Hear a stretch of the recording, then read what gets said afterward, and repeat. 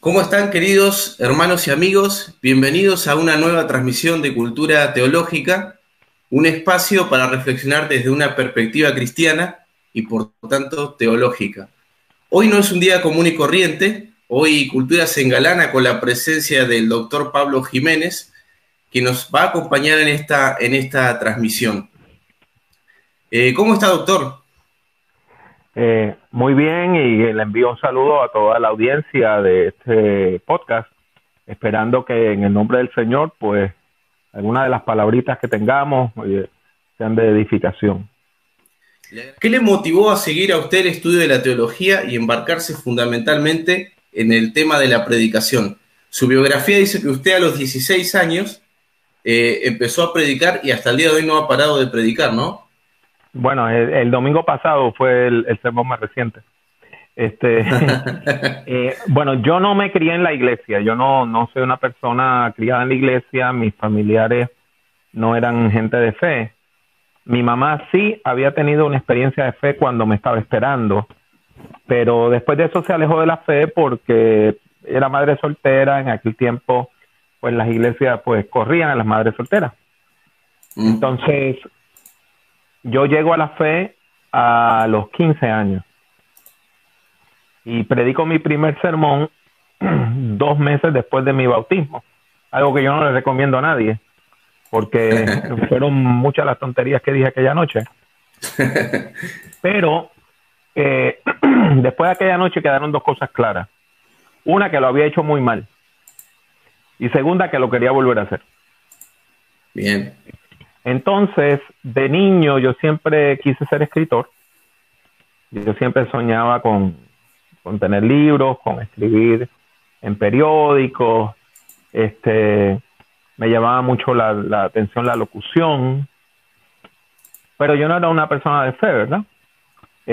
Cuando llego a la iglesia, inmediatamente que siento un llamado de parte de Dios, que batallé bastante con él,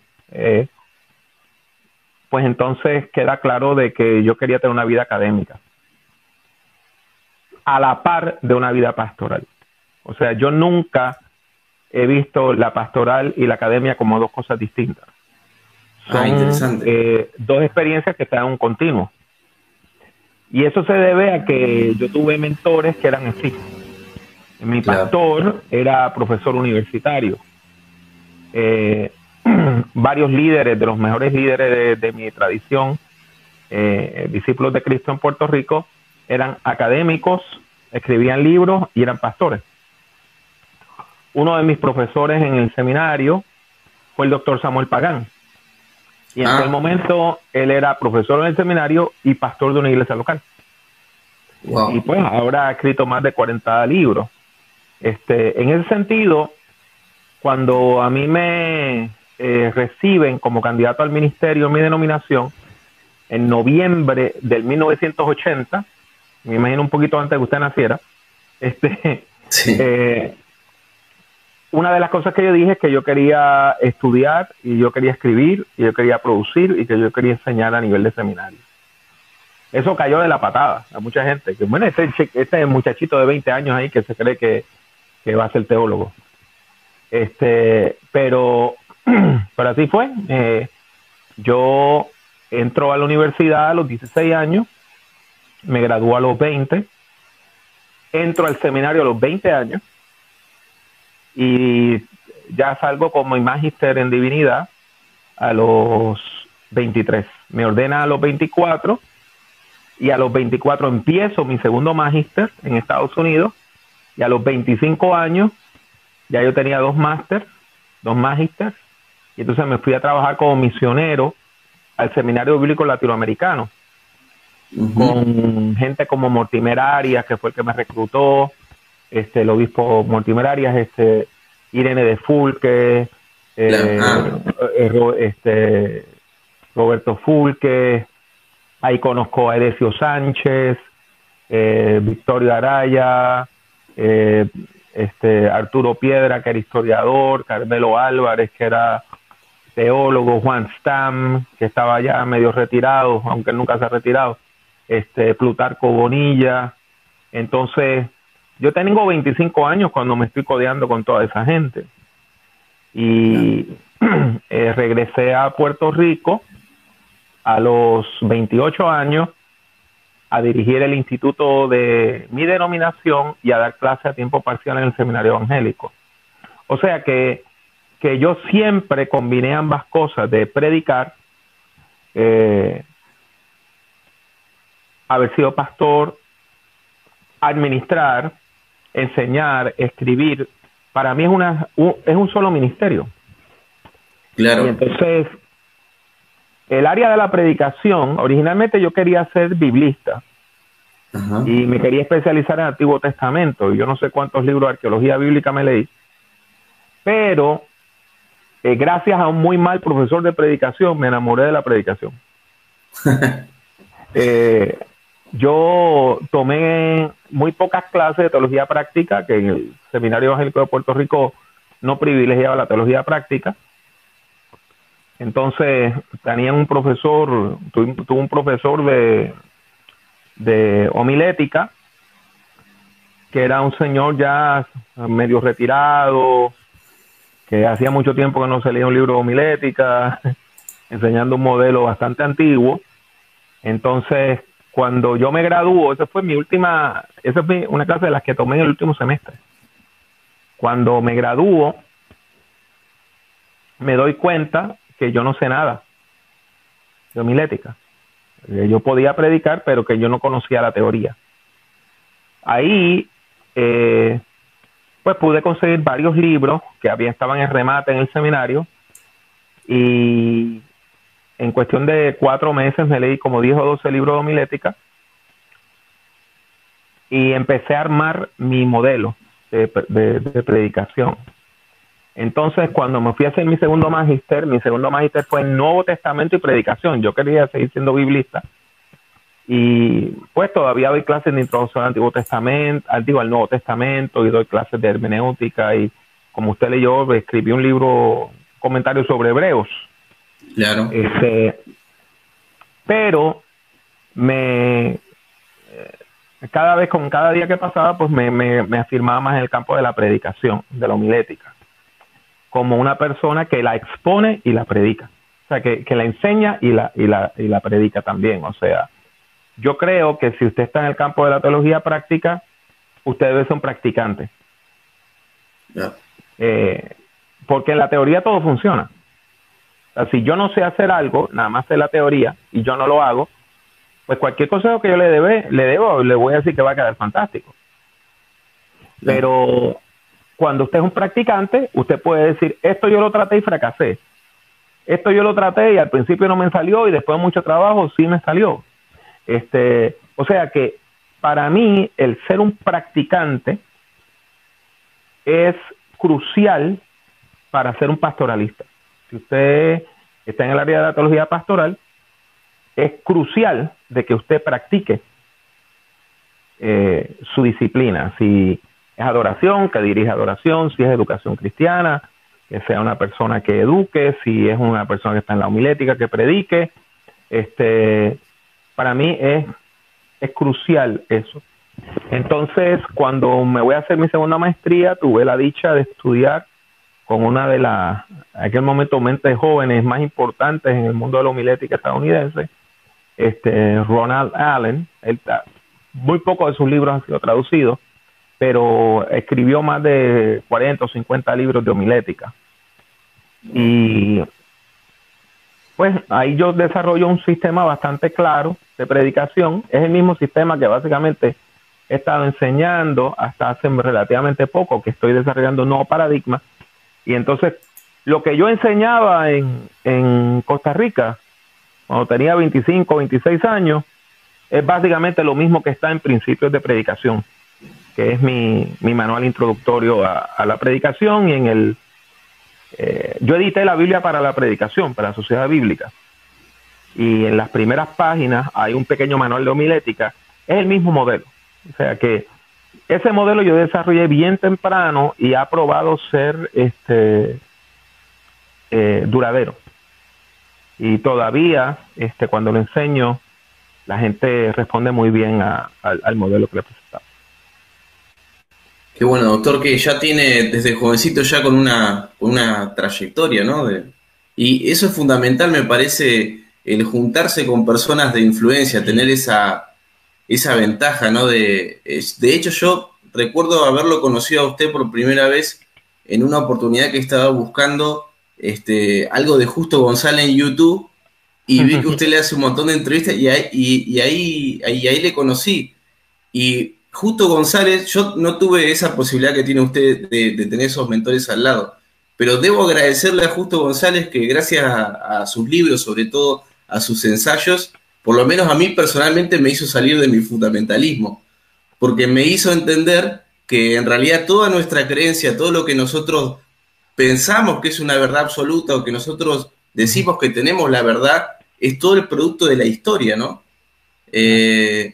Entonces, Yo creo que algo que pasa que mientras más uno estudia, más uno se da cuenta que el conocimiento es tentativo. Y eso es bíblico, eso está en 1 Corintios 13, que nuestro conocimiento ahora es parcial. claro. Ahora conocemos como por espejo.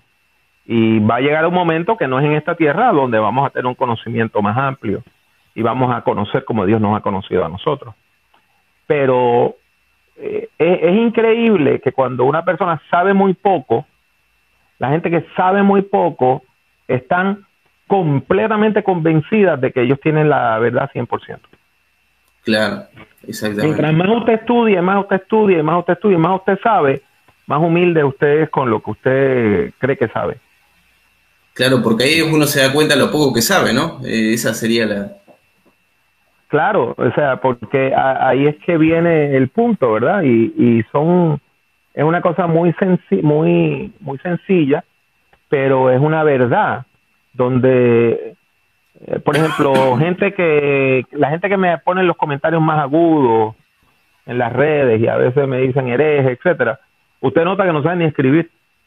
Exactamente, O sea, tal cual, tiene razón. Entonces, escriben con un montón de errores gramaticales, etcétera. Entonces, son personas que lo poquito que saben entienden que esa es la verdad y cualquier persona que difiera de ellos pues está completamente equivocado. Claro. El caso, mi relación con Justo es una relación muy particular, comenzó carteándonos. Yo estaba en Costa Rica y a mí me recomendaron para escribir un comentario de Hebreos, precisamente. Entonces, nos seguimos carteando. Él editaba una revista llamada Apuntes, que todavía existe, y él me publica algunos cuantos artículos en Apuntes. Después, yo viajo a un evento donde se organizó una organización que ya tiene más de 25 años, que se llama la Asociación para la Educación Teológica Hispana. Entonces, yo participo de la primera asamblea, y en la segunda asamblea de ese cuerpo a mí me nombran director ejecutivo de ese grupo, el primer director ejecutivo de ese grupo. Y entonces ahí pues trabajé 5 o 6 años corridos con Justo mano a mano prácticamente todos los días. Qué privilegio. Entonces, pues la relación mía con Justo es una relación más que de amistad o de colegas, es una relación de familiaridad. Para mis hijas él es abuelo Justo o abuelo. Y entonces pues él me enseñó mucho sobre escribir, sobre el ministerio de la palabra escrita, que así se llama uno de esos libros que precisamente habla sobre cómo escribir. Y es bien importante ese ministerio, el poder crear libros y materiales. Por ejemplo, usted me invitó a hablar sobre la predicación del siglo XXI. Exacto. En español no había un texto que yo considerara adecuado para un curso de predicación avanzada. Nada más el de Ogilvy, y era bastante pequeño y no trataba mucho de los temas que yo quería tratar. Así que yo seguí escribiendo articulitos por aquí, articulitos por allá, articulitos por aquí, por allá. Entonces, en el 2009, en la Navidad del actually fue la Navidad del 2007 al 2008. Tomé una semana y compilé todos los artículos y los mandé a CLIE. Eventualmente fueron publicados en el 2009. Y es un libro bien difícil comparado con lo que es un manual de predicación regular, ¿verdad? Si usted lee Principios de Predicación es un libro muy sencillo que dice, bueno, esta es la teología de la predicación, algunos puntos de la teología, tomamos un punto de la comunicación, hablo de la invención del sermón, de cómo se estudia la Biblia para la predicación y cómo se hace sermones. La predicación del siglo XXI es un libro completamente distinto, donde habla de la relación de la Biblia con la literatura, la predicación con la literatura, la predicación con la posmodernidad, la predicación con la condición postcolonial, la predicación con la teología, con la Biblia. O sea que habla del diseño sermonario también, el problema de la lógica de la predicación, algo que en América Latina mucha gente todavía no maneja. Así que es un librito bien difícil, pero la mayor parte de la gente que lo lee y le dedica tiempo lo encuentran útil, porque lo que hace es que de alguna manera desafía un paradigma de la predicación y le llama a entrar a un nuevo paradigma. Bueno, yo estaba, justamente usted un poco contestó una pregunta que le iba a hacer con respecto a su libro, cuál era la tesis del libro o cuáles eran sus puntos principales. Pero antes si quiere desarrollar un poco más sobre eso, leí un artículo de usted donde habla acerca de los desafíos que plantea la posmodernidad para la predicación de hoy, ¿no? Claro. Por ejemplo, para mí fue muy importante que a finales de los años 90 yo fui a Argentina. Y entonces tomé un mes y medio en 2 viajes de cursos postdoctorales en INSEADET. Sí. En INSEADET. Entonces, pues descubrí un mundo nuevo, una serie de lenguajes nuevos, ¿verdad? Hablando con Hugo Norberto Santos, el doctor Yutzis, Néstor Míguez, y así con otras personas, con Severino Croato también, a quien ya yo había conocido, pues ellos me abrieron los ojos al desafío de la posmodernidad. Entonces, Yutzis me pidió que comprara y leyera un librito que me transformó la vida. Es un libro de José Pablo Feynman que se llama Ignotos y Famosos, que de hecho cometí el error de prestarlo y lo he perdido. Y no volvió, como así siempre. Que, si usted consigue uno y me lo envía, yo le envío la plata. Bueno. Usted sabe que él escribía columnas en el periódico, entonces él hace esto, o sea, eran columnas bien cortas, él hablaba de conceptos de posmodernidad, mezclándolo con cultura popular, en el lenguaje de la gente, y eran artículos cortitos, y eran como pequeñas bombas semánticas, ¿verdad? Entonces, yo dije, esto yo lo quiero hacer. Y para mí, pues, eso me motivó a estudiar, ¿verdad?, el tema de la correlación. Yo nunca fui sociólogo ni hijo de sociólogo, pero el tema de la correlación fue bien importante. Ahí es que yo entro a leer a Jean Baudrillard, a Marc Augé, a Foucault, a Derrida, a los grandes pensadores de la crítica radical francesa. Los deconstructivistas, ¿no? Exacto, y entonces ya yo había estudiado, porque mi bachillerato en la universidad fue francés, ya yo había estudiado un poco de estructuralismo y me llamaba la atención, pero lo encontraba demasiado rígido. Y entonces, claro está, después uno estudia un poquito de los folcloristas rusos para ver la estructura del cuento, y eso es útil. Pero entrar al tema de la posmodernidad de lo que es la deconstrucción, entender cómo se están deconstruyendo todos los valores y el éxito que ha tenido el proyecto de la deconstrucción. Hemos llegado a un mundo donde no existe la verdad. Exacto. Estamos en el mundo de la postverdad, ¿verdad? No existen verdades, sino interpretaciones, ¿no? Dicen. Exacto. Entonces, eso explica un fenómeno como el fenómeno de Donald Trump. O sea, claro. Donald Trump esta semana dijo que el ruido de las turbinas que producen las turbinas eólicas, las que producen electricidad, causa cáncer. Y salió en todas las noticias. O sea, un ruido causa cáncer. Qué bárbaro, ¿no? Y entonces la gente pues ahora entiende que pues suena raro, pero a lo mejor debe ser verdad, o puede ser verdad. Entonces vivimos en un mundo de la posverdad. Entonces, claro, pues, si uno no entiende el tema de la deconstrucción, uno no lo puede comprender.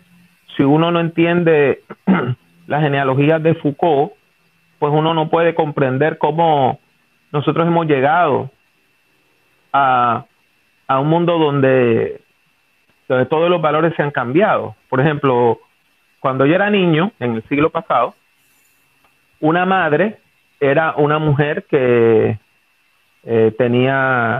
quedaba en estado de embarazo y paría un niño. ¿Ok? Entonces, hoy, una madre es la que cría, no es la que tiene un niño.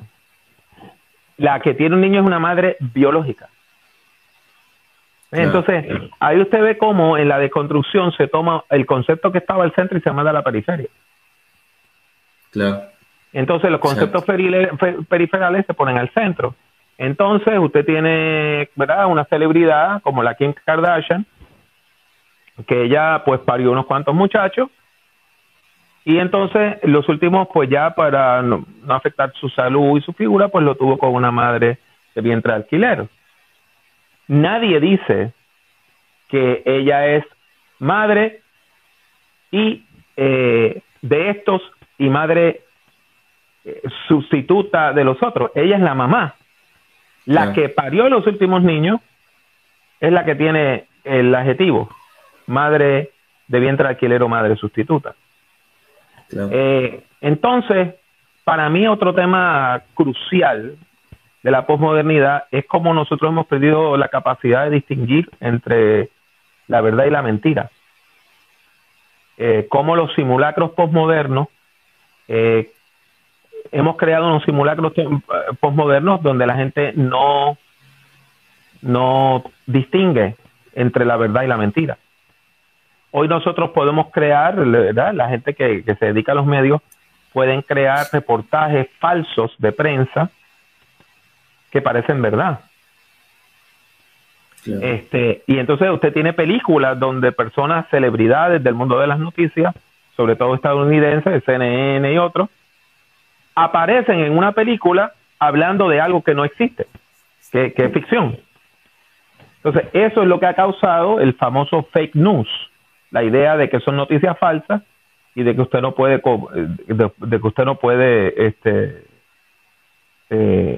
confiar en nada de eso. Por ejemplo, cuando usted ve a uno de los hombres ancla, Wolf Blitzer de CNN, que sale en una película haciendo de Wolf Blitzer y está hablando de un evento que es nada más de la película, pues cuando él aparece y te dice que esto sí ocurrió, pues como tú distingues entre la realidad y la fantasía. Entonces, vivimos en este mundo. Entonces, la pregunta es cómo se predica en ese mundo. Exactamente. Entonces, ahí es que yo entro en el tema de predicación y posmodernidad.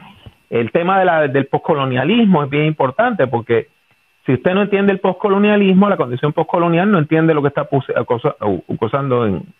ocurriendo ahora mismo en Europa.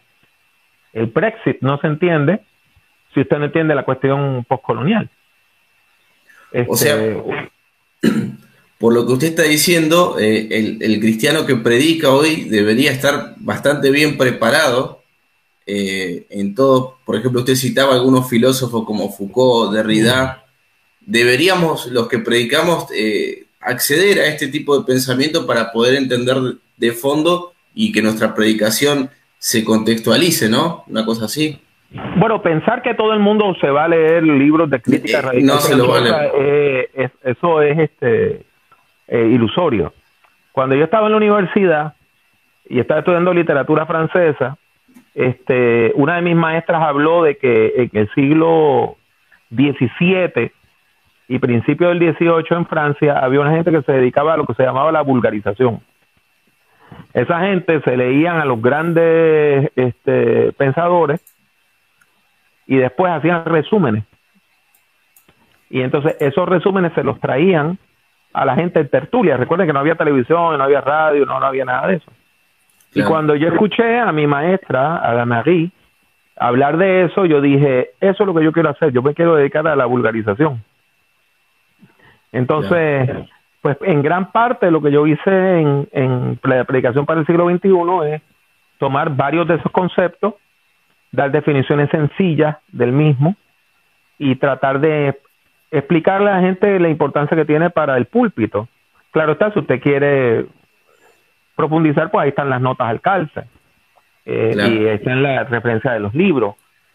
Pero yo creo que es crucial que la gente entienda lo que está pasando y que entienda que el mundo nos cambió. Desgraciadamente, nosotros tenemos mucha gente de mi edad o mayores que piensan que todo lo que está ocurriendo en la sociedad es una moda y están esperando que pase la moda y todo vuelva a la normalidad. Y no se dan cuenta que lo que era normal hace 20 o 30 años jamás va a volver a ocurrir. Justamente. Entonces, vivimos en este mundo. Exactamente. O sea, las personas que quizá no podemos acceder a todo ese tipo de filosofía tan dura, lo que deberíamos hacer es buscar la transposición didáctica de eso, ¿no? De gente que lo baje a un nivel que uno lo pueda entender o que los hermanos que están en la predicación lo puedan entender.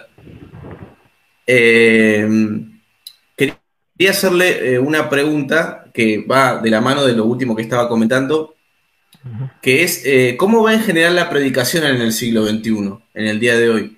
¿Cree que la iglesia, bueno, un poco le ha respondido, pero para que lo desarrolle un poco más, ¿cree que la iglesia ha sabido hacerle frente a los cambios tecnológicos y generacionales? Bueno, yo creo que algo que yo he dicho muchas veces, que en América Latina hay mucha predicación y poca homilética.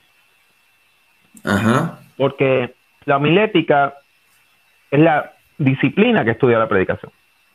Claro. El estudio científico, riguroso, disciplinado de lo que es la predicación. Y la homilética abarca todo, desde las definiciones, la teología, hasta cómo la gente recibe el sermón. Pues nosotros nos hemos enfocado en la predicación, nos hemos enfocado en enseñarle a la gente a hacer un sermón. Y pues por muchos años se le enseñaba a la gente a hacer un solo sermón, un solo tipo de sermón. El sermón expositivo, que tenía 3 puntos. Claro está, usted comenzaba con una introducción, después anunciaba su idea central o proposición, tenía 3 puntos preferiblemente y terminaba con un poema. Entonces no importa el texto del que usted estuviera predicando, fuera un salmo, el libro Apocalipsis, una narrativa, usted le iba a encontrar 3 puntos. Claro. Entonces, como dice un paisano suyo, Pablo Polishuk, que es profesor aquí en Gordon Conwell, eso se convierte en la cama de Procusto. O sea, todo el mundo cabe porque el que le sobran los pies pues se los cortan. Entonces, era una manera de tener un solo formato y básicamente hacía que todos los sermones fueran lo mismo, todos los sermones eran uniformes. Claro. Pues, ¿qué pasa? Nosotros hoy necesitamos trascender ese modelo. Por ejemplo, en mi libro básico de predicación, yo hablo de que hay 4 tipos de modelos de sermones básicos. El sermón expositivo, el sermón narrativo, el sermón temático doctrinal y finalmente el sermón de ocasión especial. Dentro de cada una de esas categorías hay montones de alternativas, varias alternativas sobre cómo uno puede armar un sermón, distintos tipos de estructura. Entonces está el tema de la lógica, ¿verdad? Ese sermón que comienza diciendo, este es mi tema, es lo que se llama la predicación deductiva. Porque yo parto de esta premisa, le estoy presentando esta premisa, es cierta, y por lo tanto ahora lo que yo voy a hacer es aplicar eso. Claro. La otra alternativa es la predicación inductiva, que es como una búsqueda de la verdad. Para hablarlo más clarito, por ejemplo, una forma de silogismo, de pensamiento deductivo sería: todos los hombres mueren. Pepito es un hombre, pues Pepito va a morir. Exacto. Pues entonces, la primera premisa es la verdad universal que uno está presentando. Pero ¿qué pasa? El hecho es que uno no aprende así. Cuando uno es niño, pues de momento se murió la abuelita y se murió un anciano del barrio y se murió otro chico del barrio, y cuando uno está en la escuela, pues ocurrió una tragedia, un niño murió, y entonces uno se da cuenta de que la maestra le dijo que el mundo tiene miles de años, pero uno no ve a nadie que tenga más de 100. Y de momento uno dice, oye, mi abuelita se murió, el vecino se murió, el abuelito se murió, el primo se murió. Oye, como que todo el mundo se muere. Oye, yo me voy a morir también. Eso es pensamiento inductivo. Pues, ¿qué pasa? Una de las tesis de la predicación del siglo XXI es que la predicación deductiva ya no comunica. Ajá. Si usted, y déjeme darle un ejemplo bien claro. Vamos a suponer que mi idea central es que todos los seres humanos somos pecadores. Sí. Si yo voy a hablarle a una congregación donde hay gente joven, la generación del milenio, ¿verdad?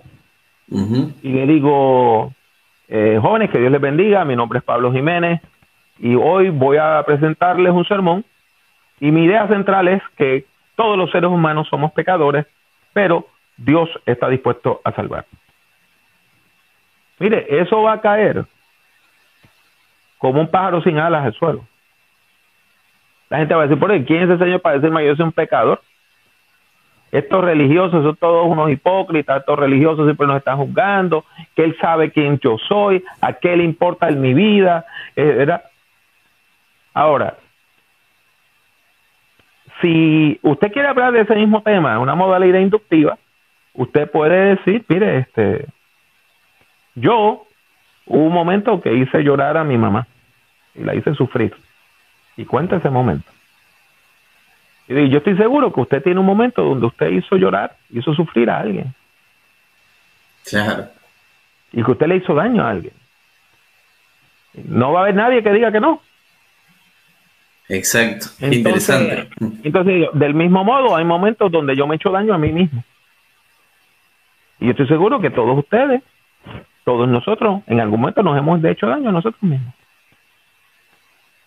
Pues la Biblia tiene un nombre para esa capacidad que tenemos de hacerle daño a los demás y hacernos daño a nosotros mismos. La Biblia le llama pecado. Y el hecho es que todos nosotros somos pecadores. Porque todos nosotros podemos herir a otros y herirnos y herirnos a nosotros mismos. Pues no va a haber nadie ahí que diga, no, yo nunca jamás le he hecho daño a nadie. Eso no va a pasar. Claro. Entonces, ¿qué pasa? Lo que las generaciones jóvenes hoy rechazan no es tanto el mensaje, es la lógica, porque encuentran los modelos deductivos autoritarios. Encuentran de que yo voy a llegar, mire, yo tengo estudios, yo tengo un doctorado en teología, yo tengo un libro autoritario que es la Biblia, yo tengo una ordenación que me dieron, y en esa base, esta es la verdad, acéptela. Y ahora vamos a aplicarla. Claro. Y eso es lo que las generaciones jóvenes rechazan. No es el mensaje del evangelio. Yo lo digo en el libro de predicación del siglo XXI. Mi hijo mayor un día me dijo, papá, yo no tengo problemas con la iglesia. Yo no tengo problemas con Jesús. Lo que no me gusta es la fanaticada. O sea, diciendo, no me gusta la iglesia. Claro.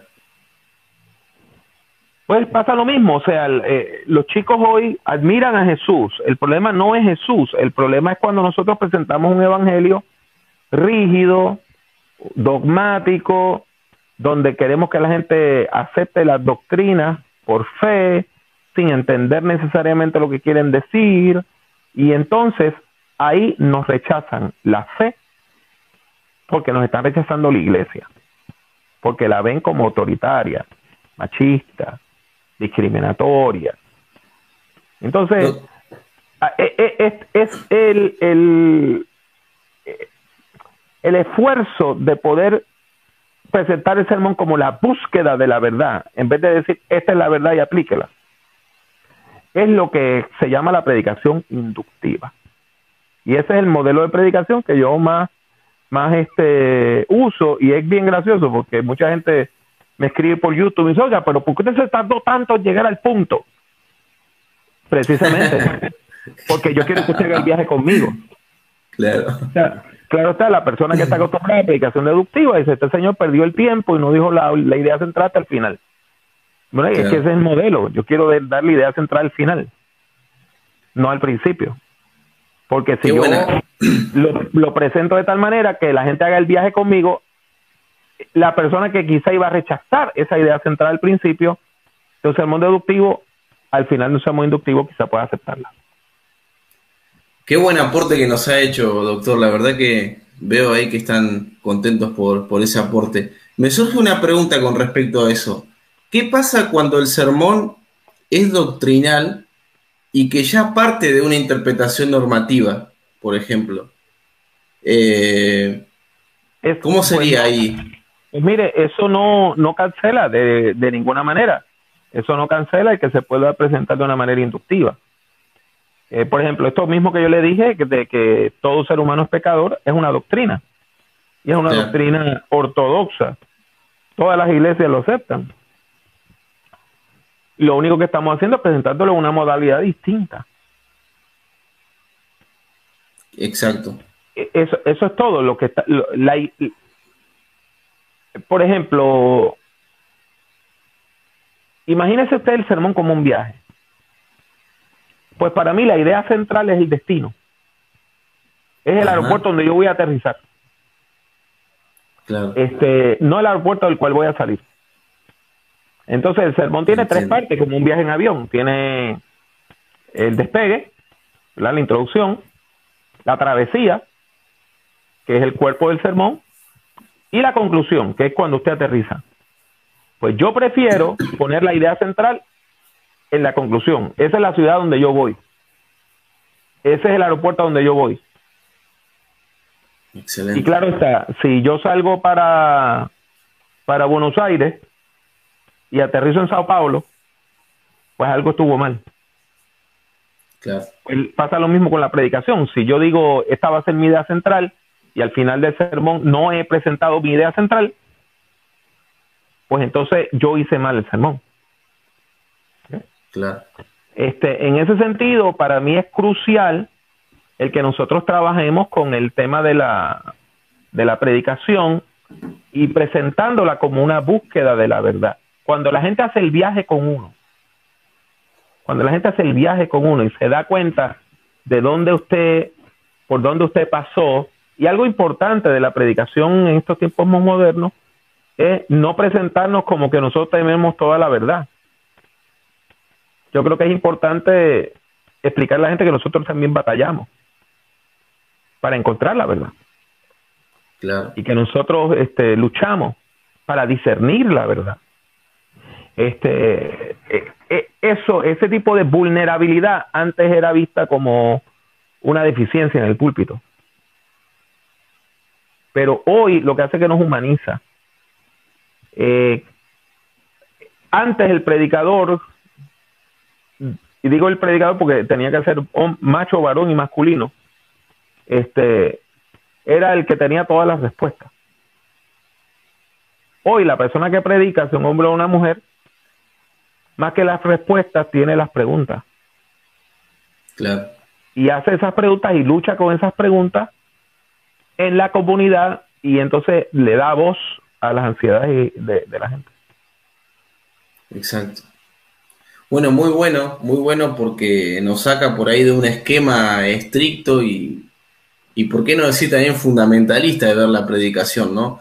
Usted me decía recién que bueno, que ahora hay que hablar, no hay que hablar como diciendo que nosotros tenemos la verdad y que hay que buscar la verdad.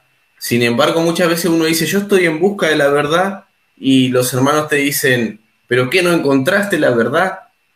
Y ahí vamos al principio otra vez, ¿no? Es como que hay un esquema que no se quiere romper, pero ya no funciona más. Bueno, lo que pasa es que es necesario estudiar un poquito de historia de la predicación. El modelo que se presentó en América Latina como lo que es la predicación no es más que un estilo de predicación. A nosotros, cuando los protestantes comenzamos a leer libros de predicación en América Latina, le empezamos con Spurgeon. Claro. Y después Brodus. Y después Crane, que es básicamente el mejor exponente que escribió el libro de Brodus mejor que Brodus. Entonces, los tres son expresiones del mismo estilo de predicación, que es lo que se llama la homilética racionalista inglesa. Es la escuela homilética racionalista. Entonces, eso es un problema, porque esa escuela presentaba el sermón como un discurso lógico, deductivo, que partía de la verdad, y lo que hacía era que la aplicaba. Entonces nosotros aprendimos a predicar en ese estilo. De hecho, si usted busca esos libros de predicación escritos en el siglo XVIII y XIX, no dicen idea central, dicen la proposición.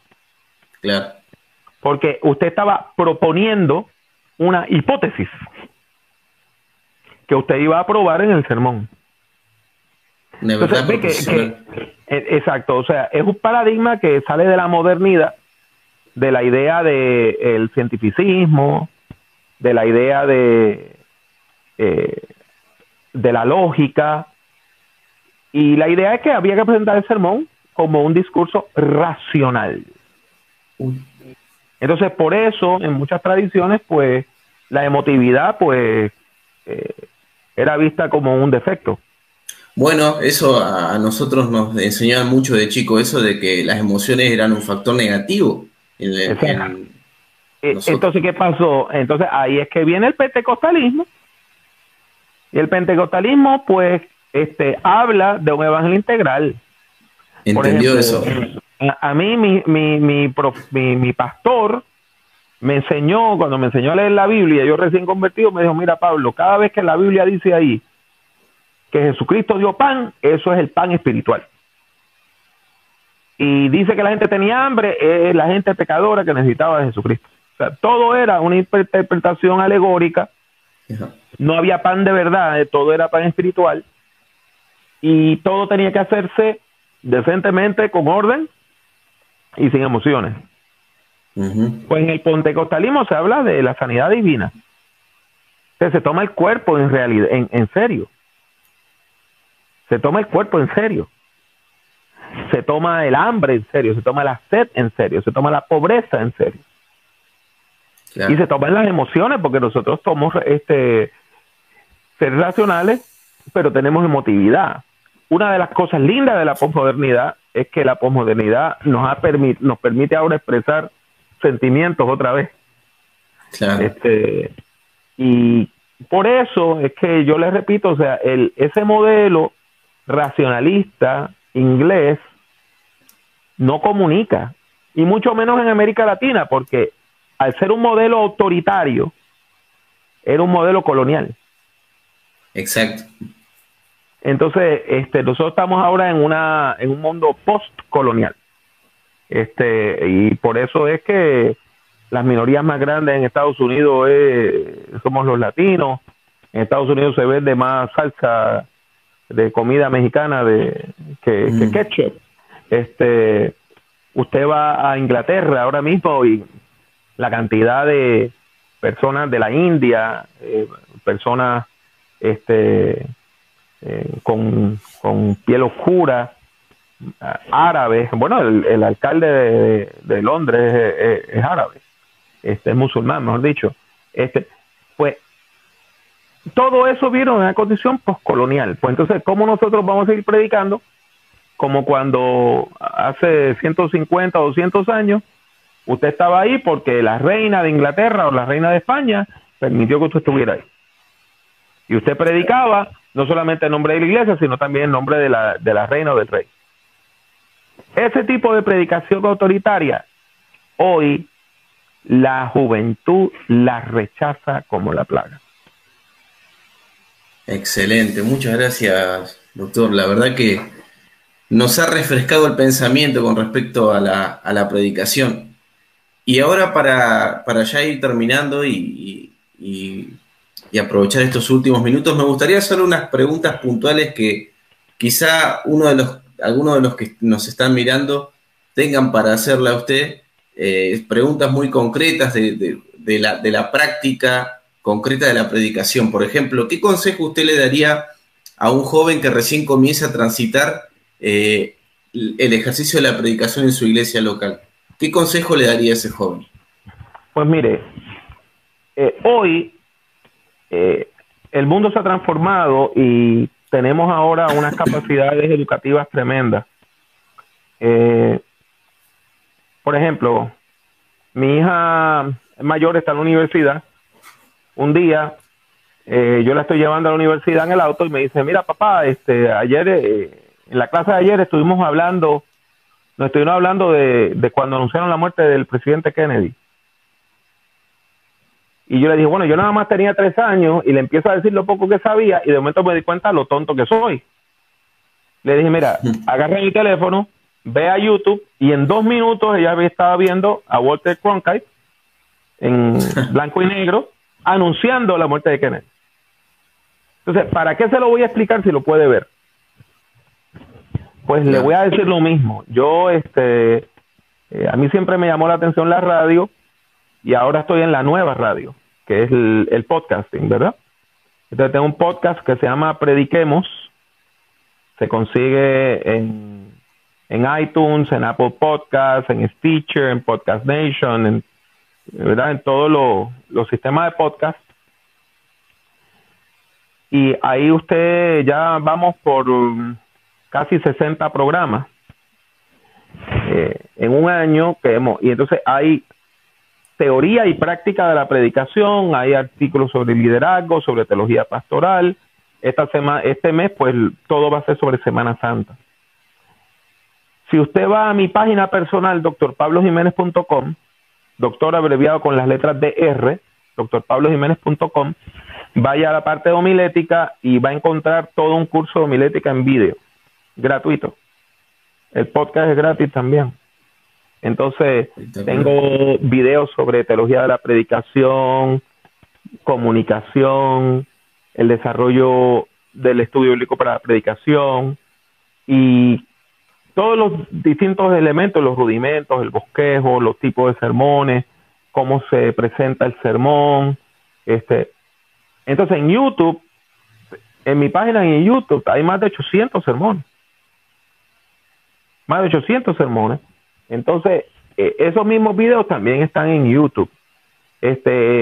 Lo último, para los que tienen Spotify, si usted escribe Prediquemos, escribe Pablo Jiménez, le sale el podcast.